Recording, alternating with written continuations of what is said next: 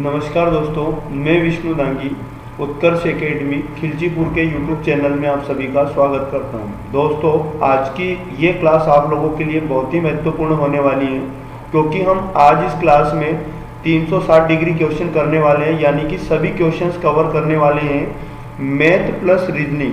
दोस्तों, मैं अगर बात करूँ तो मध्य प्रदेश पुलिस एग्ज़ाम के लिए हमारा टेस्ट सीरीज नंबर जो 4 हुआ था, इसके मैथ प्लस रीजनिंग के जितने भी क्वेश्चन हैं वो हम लोग कवर करने वाले हैं। तो पूरी क्लास में आप लोगों को बने रहना है, क्योंकि इससे आपको बहुत ज़्यादा फायदा होने वाला है कि सारे चैप्टर से क्वेश्चन आपके कवर हो जाएंगे यहाँ पर, और बहुत इजी तरीके से सारी चीज़ें आपको समझ में आने वाली हैं। तो दोस्तों, चलते हैं क्वेश्चन कि क्या क्या क्वेश्चन आए थे, क्या क्या किस प्रकार एग्जाम में उन्हें सॉल्व किया जाता है, किस प्रकार से क्या हमें सावधानी रखनी चाहिए, क्या ऑप्शन से भी क्वेश्चन सॉल्व हो जाते जल्दी, सारी चीज़ें मैं आप लोगों को इस क्लास में बताने वाला हूं। तो बिल्कुल आप लोगों को बने रहना है और पेन कॉपी उठाकर बैठ जाना है, क्योंकि बहुत ही महत्वपूर्ण है। मेरे साथ साथ आपको भी सॉल्व करने की कोशिश करना है। जिन लोगों ने टेस्ट नहीं दिया या फिर जो बच्चे हमारे इंस्टीट्यूट पर जुड़े हैं ऑफलाइन, इन लोगों ने जब टेस्ट दिया तो वो लोग भी जो क्वेश्चन आपसे नहीं बने आप उन्हें कर सकते हैं। चलते हैं दोस्तों कि किस प्रकार के क्वेश्चन इसके अंदर थे। यानी जैसा कि यहाँ क्वेश्चन नंबर सीरियल से नहीं थे दोस्तों, तो क्वेश्चन नंबर 18वां था कि निम्नलिखित समुच्चयों में से कौन सी 4 संख्याओं का योगफल 57 है। दोस्तों, ये जो 4 ऑप्शन आपको दिखाए गए हैं, इनमें आपको ऐसा ऑप्शन बताना था कि जो इन 4 नंबर्स इन ऑप्शन में दिए, इनका योगफल यानी इनको यदि जोड़ा जाए तो कितना 57 बने। तो ऑप्शन नंबर ए को जोड़ के देखते दोस्तों, 3 0 5 3 8 2 10, यानी इकाई तरफ 10 की शून्य हम लिखेंगे, बाकी सारे नंबर इधर आएंगे। तो यहाँ पर 57 बनना तो संभव नहीं है, यानी ऑप्शन नंबर ए तो आंसर नहीं होगा। हमें टाइम वेस्ट नहीं करना है, हमें जल्दी से आंसर लेकर आना है। इसी प्रकार हम देखेंगे कि ऑप्शन नंबर बी था क्या, 5 और 0 5 5 10 2 12, यहाँ इकाई तरफ वापस इकाई अंक जो भी योगफल बनेगा उसका 2 आएगा, तो ये भी हमारा ऑप्शन हो नहीं सकता है। इसी प्रकार अगर आगे बात करें तो 5 0 5 10 और 2 12, यहाँ भी 12 के 2 लिखेंगे, बाकी सारे नंबर इधर लिखने वाले। तो यहाँ भी इकाई अंक जो बनेगा वो 2 बनेगा, तो योगफल तो 57 हमें बनाना है, तो ये हमारा आंसर हो नहीं सकता सी भी। यानी कि डी वाले को हम चेक करेंगे कि 9 और 9 18 18, 18 4 होता है दोस्तों 22, 22 5 होता है 27, कैरी 2 होगा।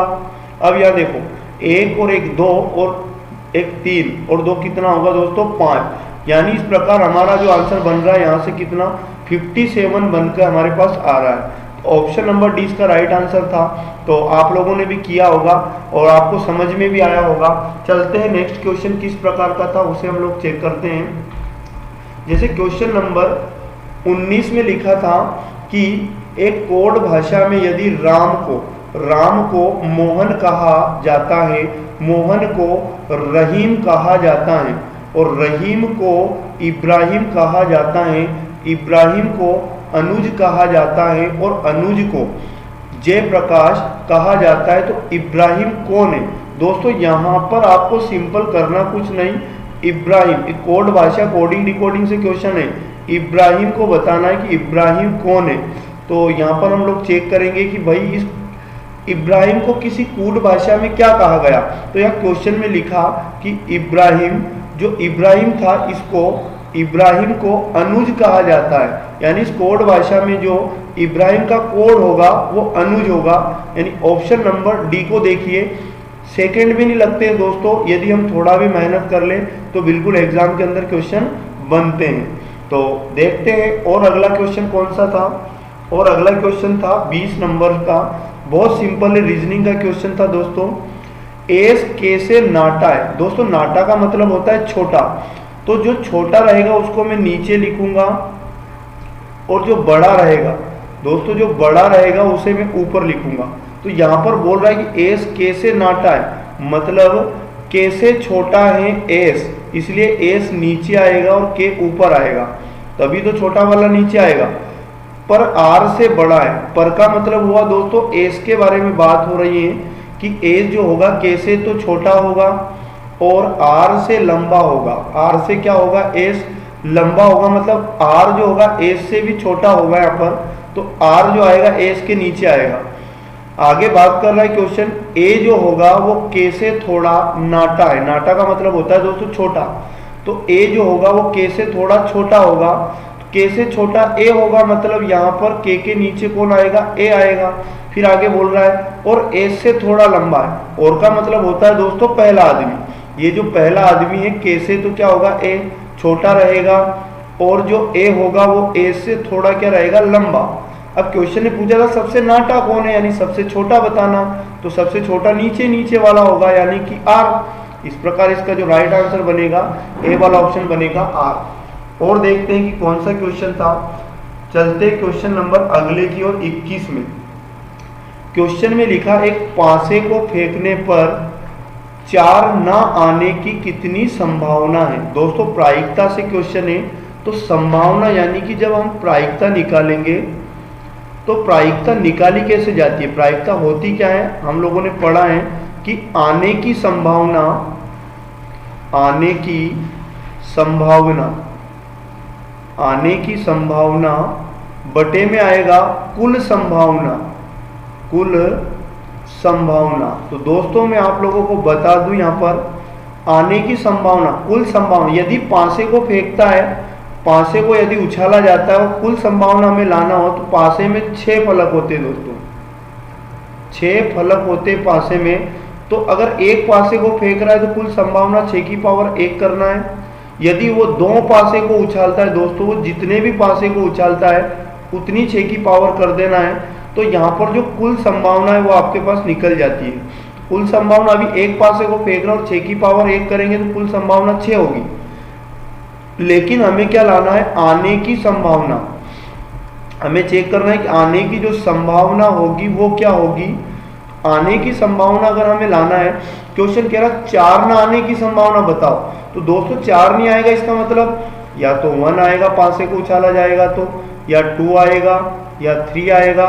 4 को तो लाना ही नहीं है, तो या तो 5 आएगा या फिर आएगा 6। 6 फलक होते हैं, 4 को छोड़कर कोई भी फलक आ सकता है। इस प्रकार जो आने की संभावना हमारी बनेगी वो इतनी संभावनाएं होंगी 4 को छोड़कर, 1 2 3 4 5, यानी आने की संभावना 5 है, बटे में कुल संभावना होगी 6। इस प्रकार जो इसका उत्तर बनेगा 5/6, यानी कि ऑप्शन नंबर डी। सॉरी दोस्तों, ऑप्शन नंबर डी नहीं, बी वाला 5/6 इसका राइट उत्तर होगा। तो बहुत इजी तरीके से प्रायिकता हो जाती है यदि आप थोड़ा भी मेहनत कर लेते हैं। क्वेश्चन नंबर अगला देखते हैं, एक विषम ज्ञात कीजिए। विषम का मतलब होता है दोस्तों जो ऑप्शन दिए गए इनमें अलग। तो ऑप्शन थे सड़क, गली, स्टेशन, राजमार्ग। तो दोस्तों देखो ये चलने के सब रास्ते हैं, 3 ऑप्शन एक जैसे हैं, जैसे सड़क, गली और राजमार्ग, ये रास्ते हैं। जबकि स्टेशन तो आप सभी जानते हैं क्या होती है, बसों के रुकने का स्थान, ठीक है ना। तो ये रास्ता नहीं है, स्टेशन। इस प्रकार सी वाला इसका राइट आंसर होगा, ये विषम शब्द होगा। आगे चलते अगले क्वेश्चन में क्या लिखा था। अगले क्वेश्चन में लिखा है 23 नंबर वाले में, एक विषम ज्ञात करना है दोस्तों। यहाँ पर भी तो 21, 39 और 51 और 83, इनमें से 3 तो समान है, 3 तो यहाँ पर समान है और एक असमान होगा, एक असमान होगा। वो असमान यानी कि वो विषम होगा, वही आपको चुनना है। तो दोस्तों मैं आपको बता दूं ये 7 से डिवाइड है, ये भी एक भाज्य संख्या है, भाज्य संख्या, ये भी 7 से डिवाइड, ये तो हमारा आंसर नहीं हो सकता। ये यहाँ 13 से डिवाइड हो रही है, ये 17 से डिवाइड हो रही है। लेकिन दोस्तों जो 83 नंबर था ये अलग ही है, ये खुद के अलावा किसी से डिवाइड नहीं है, इसलिए ये विषम होगा और अलग होगा। इस प्रकार चलते हैं अगले क्वेश्चन की ओर। अगले क्वेश्चन में लिखा है 24 नंबर में, लुप्त संख्या चुनकर श्रृंखला को पूरा कीजिए। एक श्रृंखला हमारे पास चल रही है, 5, फिर 16, फिर 49, फिर लिखा है 104, फिर आगे क्या आएगा ये आपको बताना था। तो दोस्तों 5 से बना 16, तो आपके दिमाग में आ रहा है 5 से 16 बनना मतलब 5 में 11 जोड़ा गया। फिर 16 से बना दोस्तों 49, 49, कितना जोड़ा गया होगा दोस्तों। तो यहाँ पर 9 में से 6 गया, 3 बचा, और यहाँ पर जो बचेगा 3 फिर से, यानी 33 जोड़ा गया दोस्तों। और यहाँ पर 49 से बना 104 दोस्तों, 104 बना, तो 104 किस प्रकार बना है? तो 104 मतलब 14 में से 9 गया, 5 बचा, यहाँ पर 9 में से 4 गया 5, यानी 55 जोड़ा गया दोस्तों। तो पहले 11 जोड़ा गया, फिर 33 जोड़ा गया, फिर 55 जोड़ा गया। अब आगे कितना जोड़ा जाएगा ये हमें पता करना है। तो आपको क्या करना होगा, सिंपल यहाँ पर 11 और 33 में 22 का डिफरेंस होगा, फिर इन दोनों में 22 का डिफरेंस है, आगे भी 22 का डिफरेंस होगा। इस प्रकार 22 का मतलब होगा 55 में 22 जोड़ूंगा दोस्तों 77 बनेगा। मतलब अगर हम लोग 104 में 77 जोड़ते हैं तो हमारा उत्तर आ जाता है। अगला पार्ट क्या हुआ, 7 4 11 के कैरी आया 1, यहाँ पर 8 हो जाएगा और यहाँ पर 1, तो 181 इसका राइट आंसर था। यानी कि नॉर्मल सा सीरीज था जो आप लोग आराम से कर सकते थे। एग्जाम के अंदर भी इस प्रकार का सीरीज आता है, तो आपको गलतियां नहीं करना है। क्वेश्चन नंबर अगला था 25 नंबर पे था, लुप्त संख्या चुनकर श्रृंखला को पूरा करें। दोस्तों यहाँ पर लुप्त संख्या हमारे पास है, मतलब फिर से एक सीरीज है, 1 से 3 बन जाना, 3 से 5 बन जाना और 5 से आपका बन जाना 11। तो आपको क्या करना है, सिंपल या कहीं ना कहीं मल्टीप्लाई का खेल है दोस्तों। क्योंकि देखो 1 में अगर मैं 2 का गुणा करूं और 1 जोड़ूं तो आपके पास बन रहा है 3, क्योंकि 2 एकम 2 और 2 में 1 जोड़ा तो 3 बना। फिर से आगे क्या चल रहा है, 3 में भी अगर मैं 2 का गुणा करूं और -1 करूं तो 3 दूनी 6 होगा और 1 माइनस होगा, मतलब 5। इस प्रकार मैं आगे बात करता हूं आपसे कि आगे क्या बना, 5 में अब कितने का मल्टीप्लाई हुआ, गुणा 2 और प्लस हुआ 1, तो 5 दूनी 10 और 1 बना 11। इस प्रकार आगे बात करें तो 11 में अब फिर से 2 का गुणा -1 होगा, एक बार +1 एक बार -1, तो सिंपल कर सकते हैं 22 और 22 में 1 घटाएंगे तो 21 बन रहा है। अब सिंपल क्या करना है, +1 हो चुका है, -1 हो चुका, +1 की बारी है, तो आपको क्या करना है 21 गुणा 2 और +1, 21 गुणा 2 करेंगे 42 और 42 में 1 जोड़ेंगे दोस्तों 43 राइट आंसर होगा। ऑप्शन नंबर सी को देखिए, 43 इसका राइट आंसर। इस प्रकार के सीरीज एग्जाम के अंदर आते हैं जो आप लोगों को बिल्कुल गलत नहीं करना है, क्योंकि कतई इजी क्वेश्चन है सारे। आगे बढ़ते हैं, अगला क्वेश्चन है 26 नंबर का था, लुप्त संख्या चुनकर श्रृंखला को पूरा करें। यानी दोस्तों यहाँ पर फिर से हम लोगों को क्या करना है, लुप्त संख्या चुनकर श्रृंखला, सीरीज का बड़ा सीरीज का एक क्वेश्चन डेफिनेटली एग्जाम के अंदर आता है, 34 से 18 बन जाना। दोस्तों 34 से 18 बन जाना आपके दिमाग में आ रहा कितना कम हो रहा है, 14 में से हट गया 6 और यहाँ पर बचा 1, -16 हुआ। 18 से फिर बन जाना 10, यानी दोस्तों 18 से 10 बन जाना मतलब 8 माइनस हो जाना। फिर 10 से बन जाना 6 मतलब क्या, 10 से 6 मतलब 4 कम हो जाना। और 6 से बन जाना कितना दोस्तों 4, तो कितना कम हो जाना 2 कम हो जाना। इस प्रकार अब 4 से कितना कम होगा, मतलब 16 का आधा कम हुआ, फिर 8 का आधा कम हुआ, फिर आधा कम हुआ 4, 4 का आधा 2 कम हुआ और 2 का आधा कम होगा दोस्तों 1। इस प्रकार जो आपका आंसर बनेगा 4 में से 1 गया 3, राइट आंसर होगा आपका 3। ऑप्शन नंबर डी को देखिए। इस प्रकार इसे हम सोल्व करेंगे। तो सीरीज पर आपको पकड़ बनाकर रखनी है, क्योंकि एक ना एक सीरीज एग्जाम के अंदर जरूर आती है। आगे बढ़ते हैं, यहाँ लिखा है उस विकल्प का चयन कीजिए जो कि दिए गए कथनों और निष्कर्षों के बारे में सही है। कथन और निष्कर्ष यानी कि सिलोजिज्म का क्वेश्चन है, सभी युवतियां नर्तकी हैं। वेल डायग्राम के माध्यम से करेंगे। युवतियां, क्वेश्चन में बताया गया कि जो सभी युवतियां हैं, सारी युवतियां नर्तकी हैं। दोस्तों युवतियां सारी किसके अंदर आएंगी, नर्तकी के अंदर, क्योंकि सारी युवतियां बताया क्वेश्चन ने नर्तकी हैं। आगे क्या क्वेश्चन कह रहा है, कुछ युवतियां संगीतज्ञ नहीं हैं। दोस्तों यहाँ पर क्वेश्चन ने बोला कुछ युवतियां संगीतज्ञ नहीं, यानी डायग्राम कैसा बनेगा, कुछ युवतियां संगीतज्ञ नहीं हैं, यानी कि कुछ तो होंगी और कुछ, देखो सारी ना होने का नहीं बोला, कुछ हैं और कुछ नहीं है। तो ये डायग्राम है संगीतज्ञ का, संगीतज्ञ। तो इस प्रकार से डायग्राम ड्रॉ होगा। अब हमें इन डायग्राम के माध्यम से निष्कर्ष निकालना था। कुछ नर्तकी संगीतज्ञ नहीं है, नर्तकी का कुछ हिस्सा संगीतज्ञ नहीं है, तो डायग्राम में नहीं दिखाई दे रहा है। और जब युवतियों का कुछ हिस्सा संगीतज्ञ के साथ डेफिनेटली नेगेटिव कथन ने बताया, मतलब यहाँ निष्कर्ष के अनुसार निष्कर्ष 1 फर्स्ट राइट होगा। फिर क्वेश्चन में कहा गया सभी संगीतज्ञ नर्तकी हैं, क्या सारे संगीतज्ञ आपको नर्तकी दिखाई दे रहे हैं? नहीं, तो निष्कर्ष 2 गलत होगा। इसका जो उत्तर आएगा दोस्तों वो उत्तर आएगा, इसका जो आंसर आएगा निष्कर्ष 1। निष्कर्ष 1 अनुसरण कर रहा है, क्योंकि जो डायग्राम हमने ड्रॉ किया है इनके अनुसार अगर देखा जाए तो निष्कर्ष 1 अनुसरण कर रहा है। तो आप लोग देख लीजिएगा ऑप्शन नंबर बी, पेपर के अंदर से कुछ यहाँ पे छपा नहीं है दोस्तों, तो ऑप्शन नंबर 20 इसका राइट आंसर था। चलते हैं अगले क्वेश्चन की ओर। क्वेश्चन नंबर 28 हुआ था हमारे पास और उसमें लिखा था उस विकल्प का चयन कीजिए जो कि दिए गए विकल्पों और निष्कर्षों के बारे में सही है। फिर से बोला, वही सिलोजिज्म का है। सभी गम कप हैं, गम सारे कप हैं दोस्तों, तो गम का हिस्सा सारे गम होंगे कप, तो सिंपल बना लेंगे कि गम सारे क्या है? कप। कुछ पाउडर गम है, हाँ यहाँ पर बोला कि पाउडर का कुछ हिस्सा गम है, तो दोस्तों जब पाउडर का कुछ हिस्सा गम होगा इसका मतलब क्या? पाउडर का कुछ हिस्सा कप भी होगा, क्योंकि गम सारे कप के अंदर है। तो इस प्रकार से डायग्राम अगर बना लेते हैं आप लोग, डायग्राम बनाना बहुत महत्वपूर्ण है और थोड़ा कथन का ध्यान रखते हुए आप लोगों को इसमें निष्कर्ष निकालना हो, जो क्लास में भी हम लोगों ने बहुत अच्छे से पढ़ा था। तो अब पढ़ते हैं हम लोग निष्कर्ष को, यानी निष्कर्ष फर्स्ट कह रहा है कि सभी पाउडर कप हैं, क्या पाउडर सारे कप दिखाई दे रहे? नहीं, कुछ दिखाई दे रहे हैं, पहला निष्कर्ष गलत होगा। इस प्रकार आगे बात करूं मैं, निष्कर्ष 2 कह रहा है कुछ कप पाउडर हैं, तो पाउडर का कुछ हिस्सा कप के पास है, बिल्कुल हमें ये वाला हिस्सा दिखाई दे रहा है।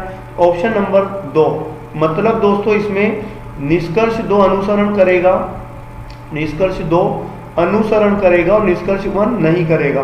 तो ऑप्शन में किस में था? ऑप्शन नंबर सी में इसका राइट आंसर था। जो पेपर से यहाँ पर कुछ नहीं छपा है तो आप लोग समझ जाइएगा, यानी निष्कर्ष 2 अगर एग्जाम के अंदर आता है तो इस प्रकार से आप लोगों को निष्कर्ष निकालने होते हैं।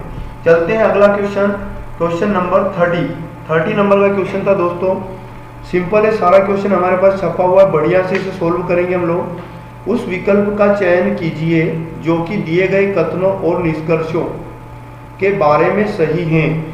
तो दोस्तों कोई सूंड, कथन क्या कह रहा है यहाँ पर? कोई सूंड हाथी दांत नहीं है, मतलब यहाँ कथन ने बताया कि जो सूंड होगी वो हाथी दांत नहीं है, मतलब सूंड का कुछ भी संबंध हाथी दांत के साथ कैसा है? नेगेटिव।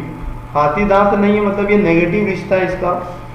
कोई पंजा सूंड नहीं है, कोई पंजा सूंड नहीं है दोस्तों। आगे सूंड और पंजा, पंजा और सूंड का भी आपस में नेगेटिव संबंध बताया, ये दोनों आपस में नेगेटिव हैं, ये दोनों आपस में नेगेटिव हैं। और आगे अगर बात करें निष्कर्ष फर्स्ट क्या कहता है? सभी पंजे हाथी दांत हैं, क्या पंजों का सारा हिस्सा हाथी दांत है दोस्तों? तो पंजा और हाथी दांत का यहाँ पर कथन में कुछ भी जिक्र नहीं हुआ, तो निष्कर्ष फर्स्ट क्या होगा? रॉन्ग होगा। निष्कर्ष 2 की ओर देखते हैं, कुछ सूंड हाथी दांत है, तो क्या सूंड और हाथी दांत के बीच में कुछ पॉजिटिव रिश्ता है? नहीं, नेगेटिव है। इस प्रकार निष्कर्ष 2 भी क्या होगा? रॉन्ग। तो दोस्तों इसका ना तो निष्कर्ष फर्स्ट निकलेगा और ना ही सेकंड। ऑप्शन नंबर डी था।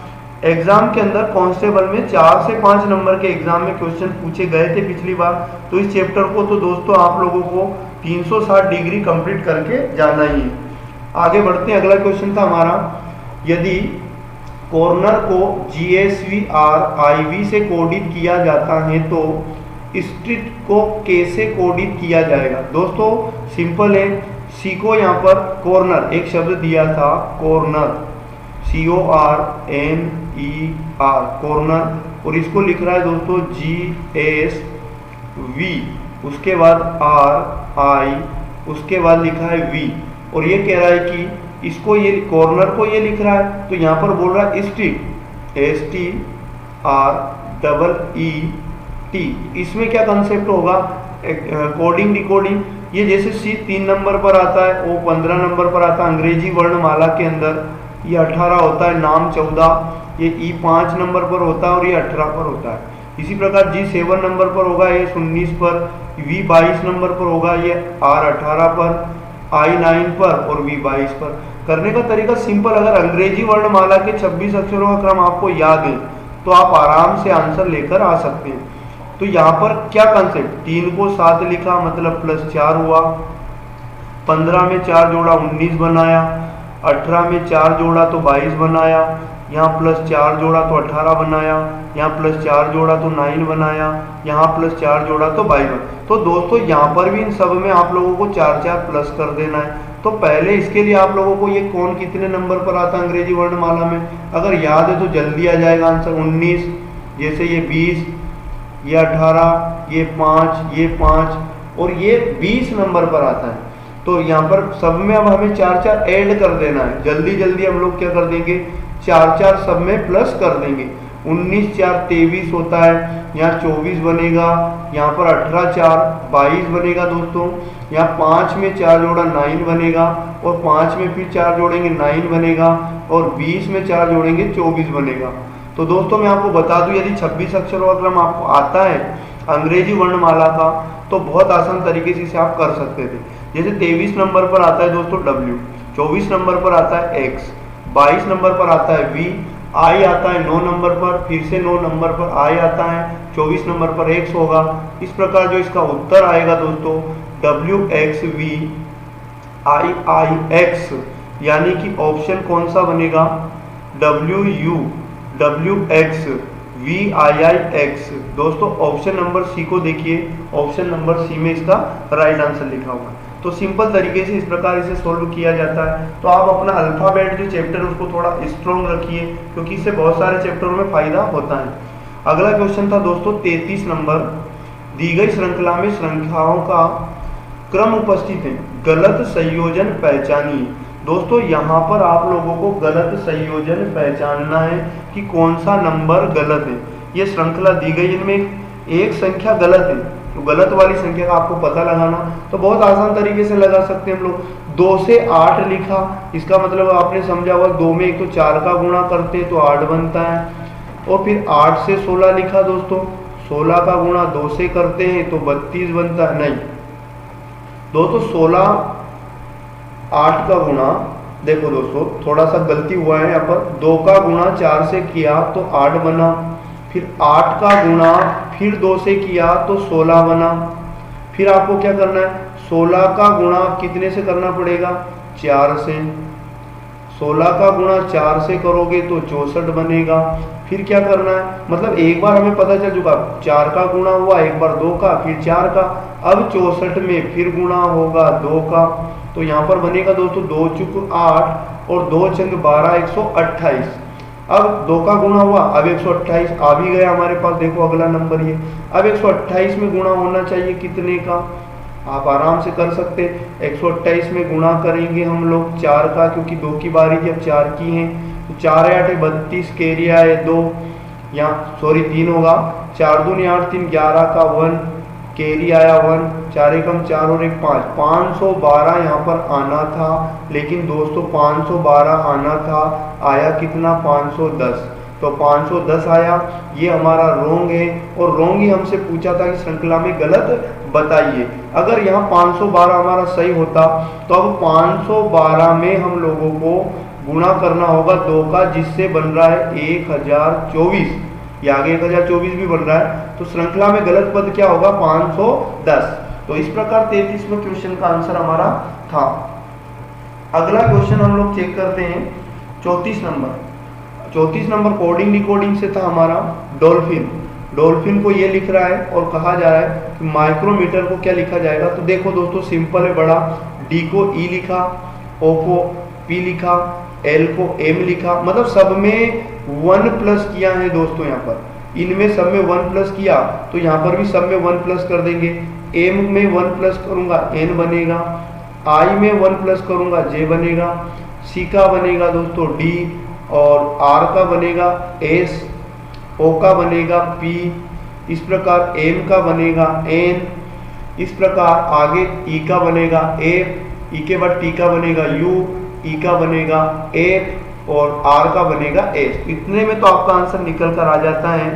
बहुत ही सिंपल तरीके से एग्जाम में भी इस प्रकार से आप कर सकते हो।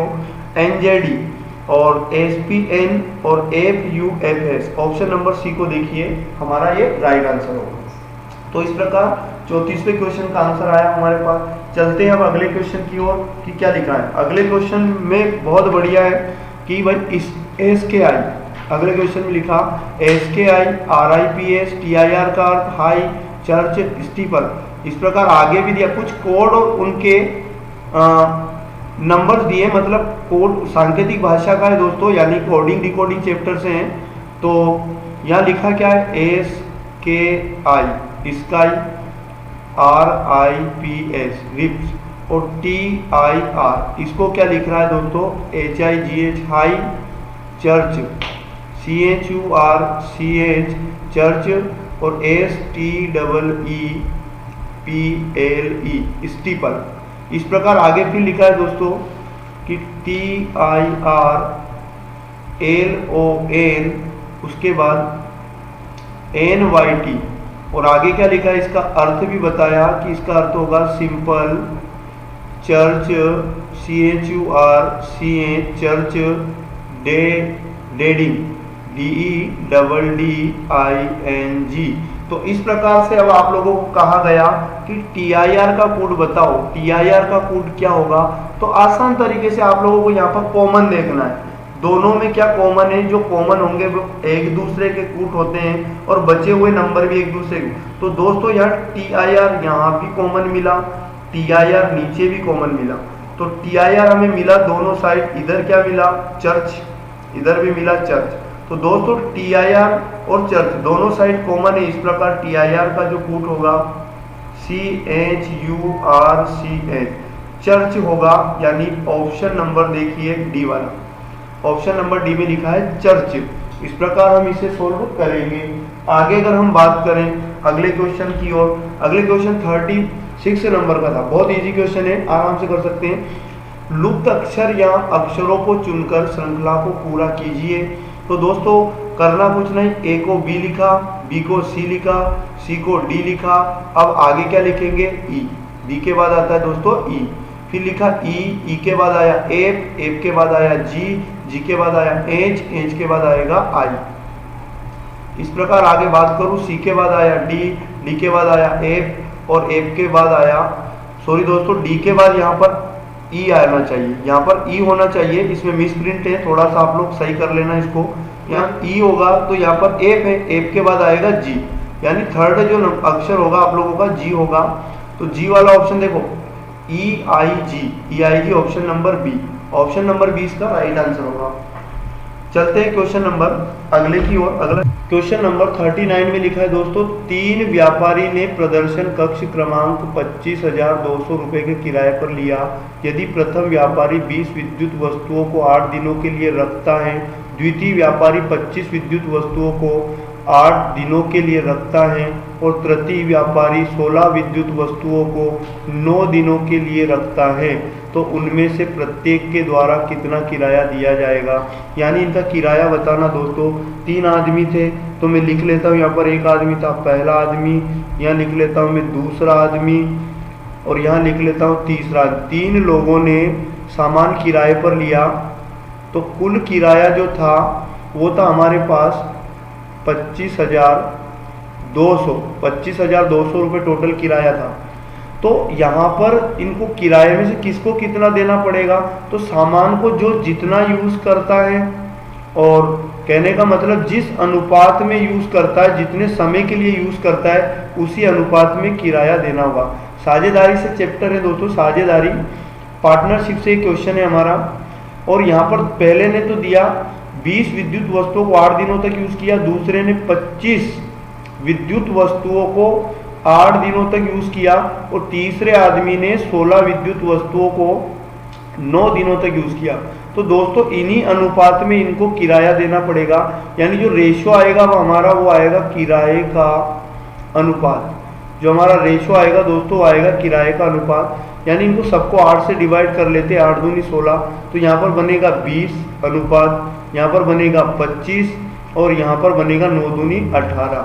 तो क्वेश्चन में हमारे पास आगे गिवन है किराए का योग 25,200, तो यहाँ पर भी योग कर लेंगे 18, 5, 8, 5, 13 और 0, 13 के 3 कैरी आया 1, यहाँ पर होगा 1 और 2 3, 2 5 और 1 6, 63। 63 का जब टोटल योग करके हम भाग लगाएंगे 25,200 में, तो हमारे पास आ जाएगा 1 यूनिट का मान। तो यहाँ पर ये कट रहा है दोस्तों, 7 नाम होता है 63, 7 से इधर कटना चाहिए, 7 3 21, 4 बचा, 7 6 42 और यहाँ पर 0 0 और यहाँ फिर से 9 से काटूंगा, 9 चुके 36 और 0 0, 1 यूनिट बराबर निकल कर आया हमारे पास 400।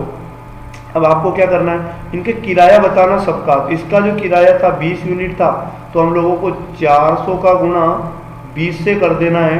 तो यहाँ बनेगा दोस्तों पहले आदमी का किराया 8,000। इस प्रकार आगे में अगर बात करो अगला, तो अगले में लिखा है 25 रेशो दूसरे को देना पड़ेगा और एक रेशो का मान 4,000 है। तो 25 चुक 100 यानी 10,000 दूसरे आदमी को देना होगा। फिर करना होगा 18 का गुणा 4,000 से, 18 गुणा 4,000 करेंगे, 18 चुक 72,000। तो इस प्रकार इनको ये किराया देना पड़ेगा।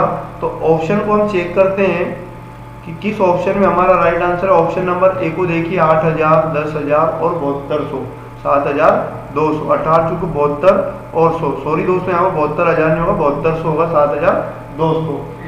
तो इस प्रकार इसका हम लोग राइट आंसर आएंगे।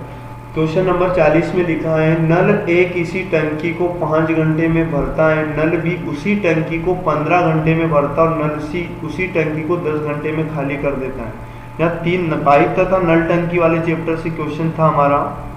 एक नल का नाम है ए जो किसी टंकी को 5 घंटे में भर सकता है, नल बी उसी टंकी को 15 घंटे में भर सकता है, नल सी उस टंकी को 10 घंटे में खाली कर सकता है। समझने की बात है दोस्तों, सी वाला नल खाली करने वाला है और 2 भरने वाले हैं। तो यहाँ यदि हम 5 15 10 5 15 10 का यदि हम लोग लेना चाहते हैं एलसीएम, तो आएगा डायरेक्ट वो 30 और ये टोटल टंकी की कैपेसिटी आएगी दोस्तों।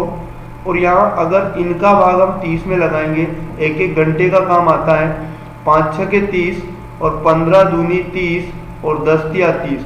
तो दोस्तों ये 3 तो खाली करने वाला नल है और ये दोनों भरने वाला है। तो अगर तीनों को एक साथ खोला जाए, ए प्लस बी प्लस सी, तो ये 2 नल तो पानी को इकट्ठा करेंगे 6 + 2, और जो तीसरा नल होगा 3 पानी खाली करेगा, ये समझिए आप लोग। तो यहाँ पर 6 2 8, 8 में से 3 जाएगा, तो 1 घंटे में सिर्फ 5 यूनिट पानी टंकी में रहेगा।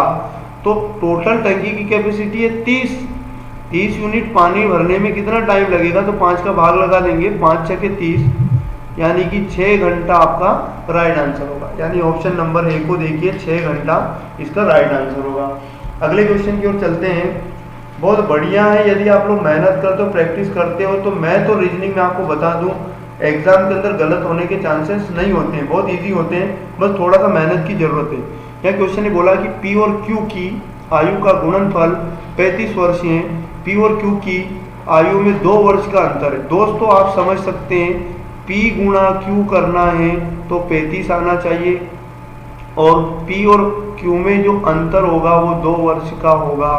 तो आप आराम से 35 के 2 टुकड़े कर सकते हैं, एक टुकड़ा 7 का होगा, एक टुकड़ा 5 का, 7 5 होता है दोस्तों 35। तो यहाँ पर P बड़ा है दोस्तों, बड़ा वाला टुकड़ा का वैल्यू P है और छोटे वाले का जो वैल्यू होगा वो Q है। तो क्वेश्चन ने यहाँ पर क्लियर कर दिया कि जो P वाली वैल्यू बड़ी होगी और Q वाली वैल्यू जो होगी वो छोटी होगी। क्वेश्चन ने आपसे बोला कि बड़े की आयु ज्ञात करो, P की आयु ज्ञात करो, P की आयु बताना और दोनों में अंतर। क्वेश्चन ने अंतर भी बताया 2 का, तो यहाँ देखो 2 का अंतर भी है। तो बड़े वाले का मान यानी P बराबर जो हमारा होगा वो 7 वर्ष होगा, 7 आएगा इसका राइट आंसर। 41 का जो राइट आंसर होगा 7 होगा। अगला चलते हैं क्वेश्चन नंबर 42 की ओर। चावल के मूल्य में 20% तक की गिरावट हो गई है, कितने प्रतिशत से चावल की खपत में बढ़ोतरी हो सकती है जिससे समस्त बजट परिवर्तित ना हो। तो बहुत 1 सेकंड का क्वेश्चन है दोस्तों। चावल की कीमत में 20% की गिरावट का मतलब होता है कमी। हर वस्तु का प्रारंभिक मूल्य 100% होता है, 20% कमी हो गई मतलब मूल्य 20% कम हो गया, -20 करेंगे 100 में से तो 80 बच गया। फिर क्वेश्चन कह रहा है कि भाई चावल का परिवर्तन ना हो, मूल्य में परिवर्तन ना हो, मतलब 80 से वापस मूल्य 100 रहना चाहिए, कम नहीं होना चाहिए, तो वापस आपको 20 बढ़ाना पड़ेगा। लेकिन 20 को परसेंट में चेंज करना पड़ेगा। बढ़ाना किस पर से पड़ेगा आपको, तो 80 से वापस मूल्य को बढ़ाना पड़ेगा, तो प्रतिशत में वापस आपकी वृद्धि आ जाएगी। तो यहाँ पर 20 से कम 20, 20 चूको 80 और 4 से जब 100 को डिवाइड करूंगा 25% इसमें वापस से वृद्धि करना होगा दोस्तों, ऑप्शन नंबर बी। इस तरह की क्वेश्चन का आप एक फॉर्मूला भी यूज कर सकते हैं, R/100 प्लस माइनस R गुणा 100। दोस्तों यदि आपको क्वेश्चन में वृद्धि दी गई है तो या प्लस का R लिखेंगे और कमी दी गई है तो माइनस का R लिखेंगे। तो R का मतलब होता है R बराबर जो होगा वो जितने परसेंट कमी होती है या वृद्धि होती है उसे आप R बराबर मानोगे। तो इस क्वेश्चन को भी अगर फॉर्मूले से करना चाहे तो R की जगह लिखोगे आप 20 बटे कमी हो गई, मतलब 100 में से आपको 20 माइनस करना पड़ेगा, 80 गुणा में आएगा 100, 20 चूको 80 और 4 से डिवाइड करोगे तो 25% राइट आंसर आएगा इसका। यानी ऑप्शन नंबर देखिए दोस्तों बी वाले में 25% लिखा है। तो इस प्रकार इसका सॉल्व हम लोग करने वाले हैं, ठीक है ना। आगे चलते हैं क्वेश्चन नंबर 43 की ओर। 43 में लिखा है तीन संख्याओं में से, या तीन संख्याओं के बारे में बात हो रही है, एक संख्या ए बी सी, तीन संख्या मान लेते हैं हम लोग। प्रथम संख्या दूसरी से 2 गुनी है, मतलब जो पहली संख्या होगी दूसरी का 2 गुना होगी दोस्तों, और जो आगे बोला वो तृतीय संख्या की 4 गुनी। और का मतलब होता है दोस्तों पहला, तो तीन संख्याओं में जो पहली संख्या होगी वो दूसरी की तो 2 गुनी रहेगी और तीसरी की 4 गुनी रहेगी। तो पहले तीसरी संख्या आपको मानना पड़ेगा। मैं अगर मानता हूं तीसरी संख्या 1 रेशो में है, तो पहली संख्या 4 गुनी होगी तीसरी की, तो 4 यूनिट रहेगी। और ये जो पहली संख्या है ये दूसरी की 2 गुना है, तो ये 4 किसका 2 गुना बनता है, तो दोस्तों 2 का बनता है। तो इन संख्याओं के बीच में जो अनुपात आएगा वो 4:2:1 होगा। तो इस प्रकार अगर हम लोग रेशो बनाना चाहे तो ये बनेगा। अब यहाँ बोला क्वेश्चन ने यदि संख्याओं का औसत 56 है, तो दोस्तों औसत दिया तो योग निकाल लेंगे। योग बराबर होता है औसत गुणा संख्या। कितनी संख्या है दोस्तों, 3, तो ये आ गया इनका योग। तो इस प्रकार योग जो बनेगा 3 × 18 कैरी 1, 3 × 5 15 और 168, इनका जो योग बनेगा दोस्तों 168 बनेगा। अब हम लोग रेशो का भी योग करके बांट देंगे। तो देखो 4 2 6 और 1 7 यूनिट यहाँ बनता है, 7 यूनिट बराबर 168। तो दोस्तों 1 यूनिट बराबर आएगा 168 बटे करोगे 7, 7 से इधर काटोगे 7 दूनी 14, और यहाँ पर बचा दोस्तों 4, नहीं दोस्तों यहाँ पर बचा 2, 7 चुप होता है 28, 1 यूनिट का मान आया 24। यहाँ क्वेश्चन कह रहा है लघुत्तम, दीर्घतम और लघुत्तम संख्या के बीच का अंतर ज्ञात करें।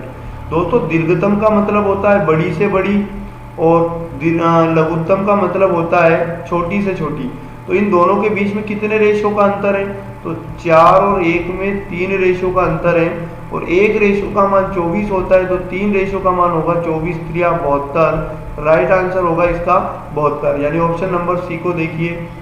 तो बहुत ही आसान होता है। मैं अगर बता दूं आप लोगों को, थोड़ा सा भी अगर आप मेहनत कर लेते हैं तो माँ बाप के सपने को जरूर आप लोग पूरा कर सकते हैं। लेकिन मेहनत की जरूरत है, जी जान से मेहनत करनी पड़ती है, कुछ समय मेहनत करनी पड़ती है, पूरी लाइफ ऐशो आराम से जाती है। आगे बढ़ता हूं मैं अगले क्वेश्चन की ओर। 44 में लिखा है शहर ए से बी तक की यात्रा करने में एक व्यक्ति 2 घंटों तक 70 किलोमीटर प्रति घंटा पर, अगले 2 घंटे 50 किलोमीटर प्रति घंटा और आखिरी 5 घंटे 45 किलोमीटर पर गाड़ी चलाकर गया। संपूर्ण सफर के लिए उसकी औसत चाल क्या है। तो दोस्तों यहाँ पर जो औसत चाल निकलेगी वो कैसे निकलेगी, औसत चाल बराबर चली गई कुल दूरी बटे कुल समय, इस दूरी में लिया गया कुल समय, तो आपकी डायरेक्ट निकल कर आ जाएगी औसत चाल। तो पहले तो हम लोग दूरी निकाल लेंगे, कुल दूरी कितनी है, कुल दूरी, तो आपने फॉर्मूला तो सुना होगा कि दूरी बराबर होता है चाल गुणा समय। चाल गुणा समय करने से आता है आपका दूरी। तो आराम से आप लोग यहाँ टोटल दूरी निकाल सकते हैं। तो हमारे पास देखो पहली जो दूरी होगी ए से बी तक की वो होगी 2 घंटों तक 70 किलोमीटर। तो समय चाल गुणा समय करेंगे तो पहली दूरी आ जाएगा 2 गुणा 70, फिर अगली जो दूरी होगी वो 2 गुणा 50, फिर आगे की जो दूरी होगी वो 5 गुणा 45। इस प्रकार जो कुल दूरी बनेगी 140 प्लस 5 50 दूनी 100 प्लस यहाँ पर 50 25 5 चौके 20 2 22 225। तो इस प्रकार जो हमारी कुल दूरी बनेगी इनका योगफल होगी। तो जोड़ लेते हैं जल्दी जल्दी हम लोग। ये 5 बना, यहाँ पर बनेगा 6 और यहाँ पर बनेगा 3 और 1 4, 465 किलोमीटर टोटल दूरी बनी हमारे पास। आगे में अगर बात करूँ तो ये कह रहा है कि औसत चाल बताओ, तो हमें लाना पड़ेगा इस दूरी को चलने में कुल समय कितना लगा दोस्तों। तो कहने का तात्पर्य जो हमारी 140 किलोमीटर की दूरी बनी शुरू में, इसका समय क्या होगा। तो समय बराबर भी आप सभी जानते होंगे, समय बराबर होता है दूरी बटे चाल। तो पहली जो दूरी थी 140 थी और चाल कितनी है पहली दूरी के लिए 70, प्लस दूसरी जो दूरी बनी हमारी वो 100 किलोमीटर की बनी दोस्तों। और इसके लिए किस चाल से चला था आदमी, तो 50 किलोमीटर प्रति घंटे से चला था, प्लस यहाँ पर और अंतिम जो दूरी बनी आपकी वो 225 किलोमीटर बनी और उसे किस चाल से चला गया था, तो 45 किलोमीटर प्रति घंटे से। तो यहाँ पर आ जाएगा आपका कुल समय बराबर दूरी बटे चाल हमने किया, तो टोटल समय जोड़ देंगे हम लोग, कितना आएगा 70 दूनी 140 प्लस 50 दूनी होता है 100 प्लस यहाँ पर बनेगा 4 टाइम, सॉरी दोस्तों 5 टाइम यहाँ पर भाग जाएगा इसका 5 टाइम। तो कुल जो समय बनेगा 5 2 7 2 9 घंटे टोटल इस दूरी को कवर करने में लगा। तो औसत चाल बराबर हम आराम से निकाल सकते हैं। औसत चाल बराबर कुल दूरी हमारे पास 465 किलोमीटर बटे में 9 घंटे में दूरी को कवर किया गया। अब 9 का भाग यहाँ लगाएंगे हम लोग, तो यहाँ पर 9 चुक 36 9 पंज 45 दोस्तों, 9 पंज 45 एक बचा।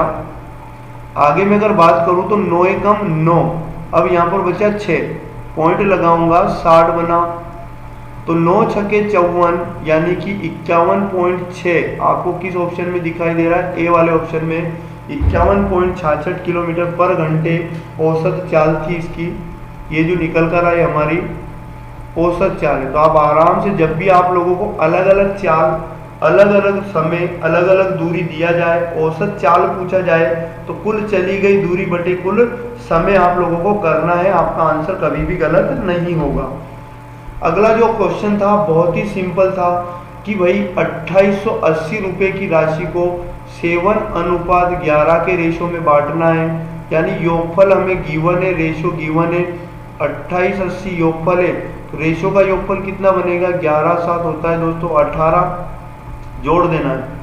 तो 18 यूनिट का मान हमें दिया है, 1 यूनिट बराबर निकाल लो 2880 बटे में कर दो 18, 9 दूनी 18 बनता है, 9 ती 27 एक बचा, 9 दूनी 18 0, 2 से जब इधर डिवाइड करूंगा मैं 1 यूनिट बराबर बनेगा 2 एकम 2 या 6 यानी 160 1 यूनिट का मान है। दीर्घतर भाग होगा, दीर्घतर का मतलब होता है दोस्तों बड़े से बड़ा। तो आपका जो बड़ा वाला यूनिट रेशो है 11 यूनिट है और यहाँ पर जो एक रेशो का मान है कितना है दोस्तों 160। तो आराम से आप 160 का गुणा 11 से कर सकते हैं। तो 16 एकम 16 के 6 कैरी 1, 16 एकम 16 और 1 17 यानी कि 1760 आपका राइट आंसर होगा, ऑप्शन नंबर बी। ठीक है, तो चलते हैं क्वेश्चन नंबर 46 यानी कौन से नंबर का 46 का।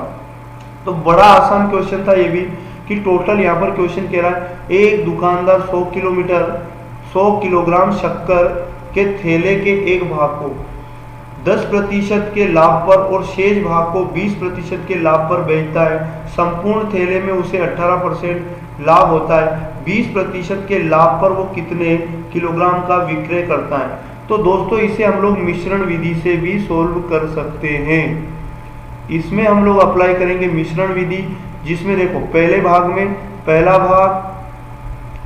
भाग यहाँ लिख लेंगे, दूसरा भाग, और यहाँ पर दोस्तों पहले भाग को 10% लाभ पर, दूसरे भाग को 20% लाभ पर, और बीच में जो आता है दोस्तों मिश्रण विधि में औसत मूल्य आता है, यानी कि दोनों भाग का लाभ, दोनों भाग पर औसत मिलाकर 18% का उसे लाभ हुआ। तो इस प्रकार इधर से इधर माइनस करोगे, इधर से इधर माइनस करोगे, तो इसके भागों का अनुपात हमारे पास निकल कर आ जाएगा।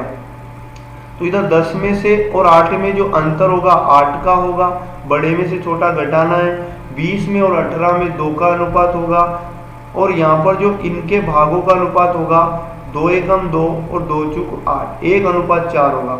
मतलब यहाँ पर जो 100 किलोग्राम हमारे पास वैल्यू है, इसे हम 4 1 5 यूनिट का मान हमारे पास है, तो 1 यूनिट बराबर निकालेंगे तो आप लोगों को 100 में लगाना 5 का भाग, यानी 1 यूनिट बराबर आएगा 20।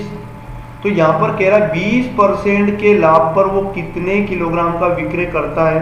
20% वाली वैल्यू का रेशियो कितना है 4। 1 यूनिट का गुणा आपको 4 से कर देना, 20 चूक होता है 80 किलोग्राम आपका राइट आंसर बनेगा। ऑप्शन नंबर सी को देखिए।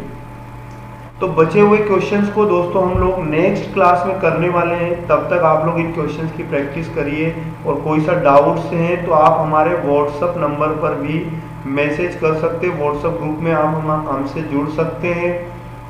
और आप लोगों को कैसी ये क्लास लगी, अगर क्लास अच्छी लगी तो आप अदर लोगों को भी बताइए। आगे भी हम लोग इस प्रकार की बहुत सारी क्लासों का आयोजन करने वाले हैं दोस्तों। और यदि अभी तक आपने हमारे चैनल को सब्सक्राइब नहीं किया तो चैनल को जरूर सब्सक्राइब कर लें, क्योंकि अभी आगे इस प्रकार की बहुत सारी क्लासें हमारे पास होने वाली हैं। तो मिलते हैं दोस्तों नेक्स्ट वीडियो में फिर से, अगले वीडियो में, और बचे हुए क्वेश्चन अगले वीडियो में हम बहुत बढ़िया तरीके से कवर करने वाले हैं। तो तब तक आप लोग बढ़िया से अपने जितने चैप्टर उनका मेहनत करिए। मिलेंगे पुनः वीडियो में।